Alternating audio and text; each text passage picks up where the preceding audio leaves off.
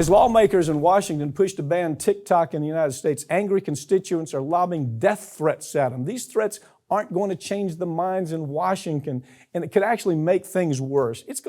Anybody who gets a death threat says, really? You want to threaten me? Let's mix this up. The pushback is incredible. First of all, TikTok story. It ain't about China. It's about Facebook and Instagram and all the competitors want TikTok out of the way because it's a flood to TikTok. And so best way to do it is get rid of them, right? Yeah, and that is exactly what's happening here. Look, you've got the intelligence agencies here in the United States. There was a great report in The Intercept, Ken Klippenstein. By the way, that guy, I got to say this.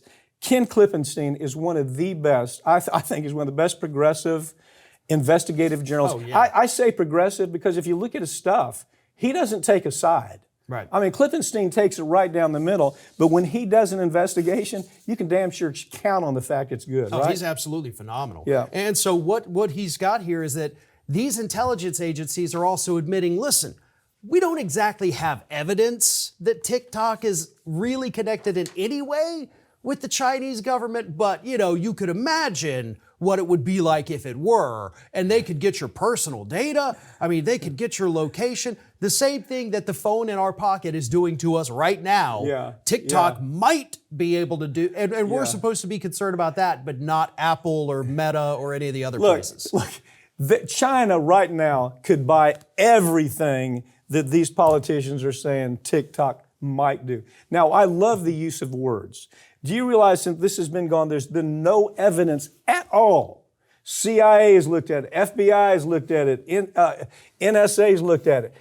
There's been no evidence that's presented to anybody that's looking at this story in Washington that says this is happening. The words are, this could happen, be very afraid because this might happen, be terrified because it's possible this could happen. That's all the wording, isn't it? Yeah. You got to look at what these people are actually saying.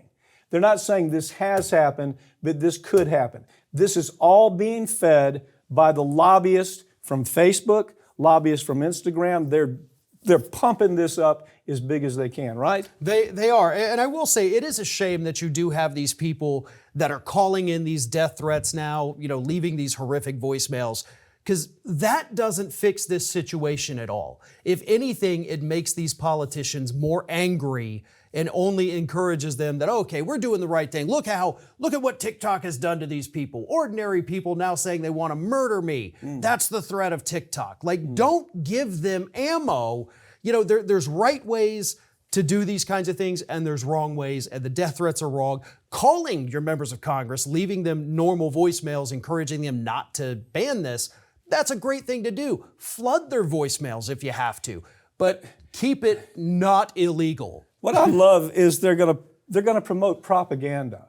Okay, hell, all you got to do is call up Fox News if you want to promote propaganda. Call MSNBC, call CNN. Give those producers who are too damn lazy to get to the truth of the story, call them and give them propaganda.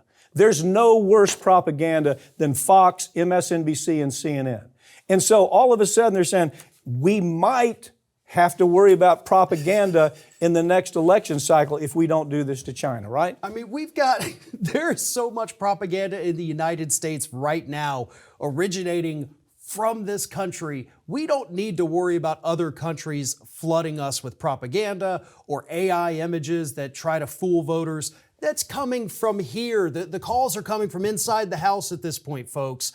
The real threats are in this country, but our politicians don't want to acknowledge it. They don't want to acknowledge the threats that Facebook and Instagram and Twitter pose to youth, to election cycles, to misinformation in general. So all the ire is on TikTok to distract from the badness of the others. Yeah, being sold as a grave national security threat to America.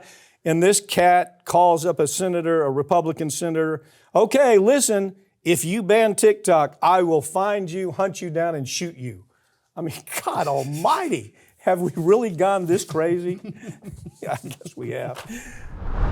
Ring of Fire founder and host of America's Lawyer, Mike Papantonio, has a new book, came out this week, called Suspicious Activity. Like his other books before it, This book actually deals with real legal cases that Mike Papantonio has handled, but in a fictionalized way. The book follows the character of Nick Dichotomous that Papantonio first introduced in his book Law and Disorder, and it carries on the story that began in Law and Disorder through Law and Vengeance, Law and Addiction, Inhuman Trafficking, and now Suspicious Activity. This book in particular deals with the financial institutions that have helped launder money for terrorist organizations, which of course is a topic we have covered extensively here on Ring of Fire. So, if you're a follower of Mike Papantonio's books, or if this is your first one, you can get your copy of Suspicious Activity now.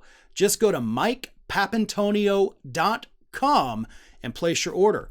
And if you haven't already, check out Mike's other books, also available on MikePapantonio.com.